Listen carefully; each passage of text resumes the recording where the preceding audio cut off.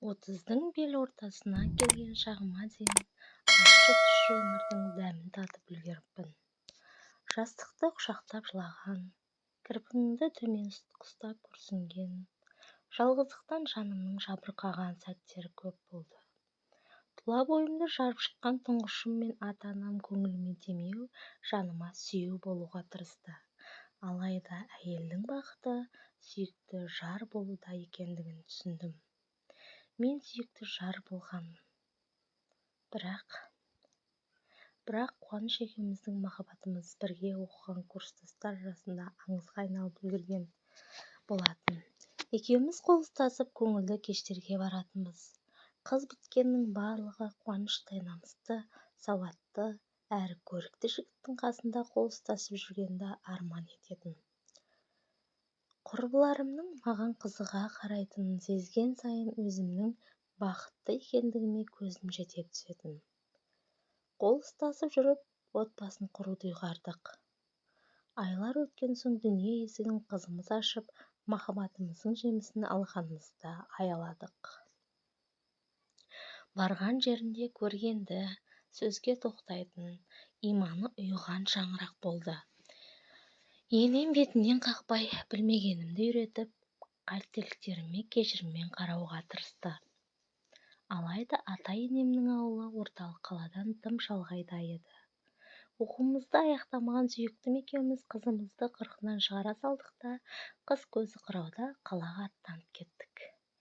Неге екені белгісіз сол жылдары жанұялы студенттерге жатақхана берген жоқ.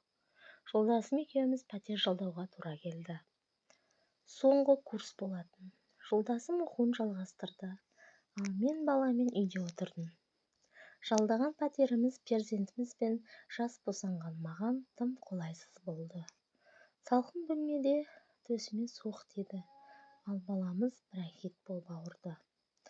Осындай тұрмыстың қолайсыздығын көре бастаған соң, сүйіктіме көктем шыққанша менің әке-шешемнің үйіне барып тұруымызды өтіндім. Намысшыл, айтқан бетінен қайтпайтын жолдасым ұсынысымды құп көрмеді. Бірақ баланың жөтелі ұлғайып, екі омырауыма тиген суықтан мен де есім кете бастады. Жолдасым сабақта болғанда біздің жағдайды білуге, әке-шешем баламыз екеумізге жылыжай мен маған дәрігер көмегіне жүгіну қажеттігін айтып, бізді үйлеріне алып кетті. Жылы үйге кіре салысымен біздің ауруымыз одан сайын ұлғая түсті. Есім барда Қуанышқа қоңырау шалдым да біз жаққа келуін өтіндім. Алайда ол өзін сөзіңді жерге тастадың, мен ешқашан күшіктеу болмаймын дедім де тұтқаны қоя салды. Содан қайтып оралмады. Анам бронхит болған баламмен ауруханаға түсті. Ал менің төсімдегі іріңді ауыр от арқылы алуға тура келді. Нәтижесінде қызымыз Аружан ана сүтіне жарымай, ерте омыраудан айырылды. Қатты сырқаттанып қалғанымызға қарамастан, артқа қайырылмаған Қуанышқа деген ренішім күн өткен сайын ұлғая берді. Қызым 1 жасқа толғанда оқуымды бітіру үшін университетке бардым. Өзімен қатарлас құрбыларым да Қуанышта оқуын бітіріп жан-жаққа кетіп қалған. Мен өзімнен төменгі курстармен оқуымды аяқтауға бел будым. Анам, әйел 40 шырақты, қамға берме, әлі-ақ бақытты болып кетесің деп жұбатып қояды. Қайтып келген қызын көріп, қабырғасы қайысқан әкем де шамасы келгенше сыр білдірмеуге тырысып жүрді. Осылай өмір өз заңдылығымен сырғып өтіп жатты. Қызым мектепке барды. Әкесінің жоқтығын білдірмеу үшін бар тапқанымды аяулы қызымнан аямай өсіріп жаттым. 2010 жылдың қыркүйегінде қызымды сапалы білім беретін гимназия мектебіне ауыстырдым. Жаңа мектепке ауысқанына қатты қуанып жүрген қызымның үлгерімінен де айтарлықтай нәтиже біліне бастады. Бір күні көлікте күтіп отырған маған қарай қызымның күйзеліп жақындап келе жатқанын байқадым. Көлікке отырған соң денсаулығы туралы сұрадым. Ол бәрі дұрыс, тек соңғы сабақтың дене шынықтыру пәні болғандығын, ол сабақтан қатты шаршағандығы туралы айтты. Алайда ауыр күрсініп, көп мұңая беретін баламның жағдайының күннен күнге нашарлап бара жатқанын байқадым. бұлай жалғаса беруі мүмкін еместігін түсініп балапанымды сөзге тарттым. Ұзақ үнсіздіктен соң мені ренжітіп алмасам екен деген көзқараспен қарап тұрған қызымды аңғардым. Жалғанда көрген жалғыз ботам-ау, мен саған ешқашан ренжімеймін. Тек сен ешқашан күрсінбесең болды деп қызымды құшақтап жылап жібердім. Оның үнсіздігі мен көңілсіздігіне жанымның ауыратынын енді сезгенде қызым маған таңырқай қарады да қосыла жылап, ентігін баса алмай тұрып, мен әкемді таптым деді. Төбеме жай түскендей болды.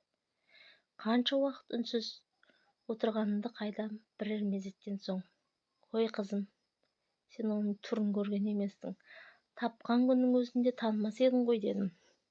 Қызым дене шынықтыру пәнінен беретін мұғалім апай Қуаныштың қарындасы екенін айтты. Мен келін болып түскенде мектепте оқып жүрген Әйгерім дене шынықтыру пәнінің мұғалімі болыпты. Аружанны алдымен тегінен фамилиясынан танытты. Одан соң көз алдындағы шынашақтай қыздың өз анасынан айнымайтынына қайран қалып, анаңның аты кім деп сұрапты. Сынып журналындағы әр оқушы туралы жазылған сауалнамаға көз тастапты. Ертесі күні Қуанышқа қызын көргендігі туралы айтыпты. Менің алдында өзін кінәлі санайтын сүйіктім қызыммен 3 күн бойы сабақ арасында кезігіп жүріпті. Сабақ аяқталған соң күтіп, үзілістерде қызына тәттілерді тарту етіп, мен туралы сұраған екен. Қызыма, егер мені кешірсе, мына өмірге хабарласын номерге, тілімде қағазға номерін жазып жіберіпті. Байқасам, қызым да әкесін көргеніне өте қуанышты. Тек менің көңіліме қаяу түсіргісі келмейтіндей. Ақыры, сең болып қатқан өкпемді жеңіп, сол күні кеште қызымды ұйықтатқан соң хабарласуға жөн санадым. Ертесі күні кездесуге байлап жасадық. Абзал енем Аружанды бір иіскеуді армандап жүріп дүниеден өтіпті. Қуаныш қаланың шетінен жер алып үй салған екен. Қызымыз екеуміз жақында ғана жаңа үйімізге көшіп келдік. Қуаныш екеуміз өткеннің өрескел қателерін қайырылып талқыланбауына, тек алға сеніммен қарауға бел байладық. Қызымның арқасында 10 жыл бұрын жоғалтқан бақытымды қайта тапқандай болдым.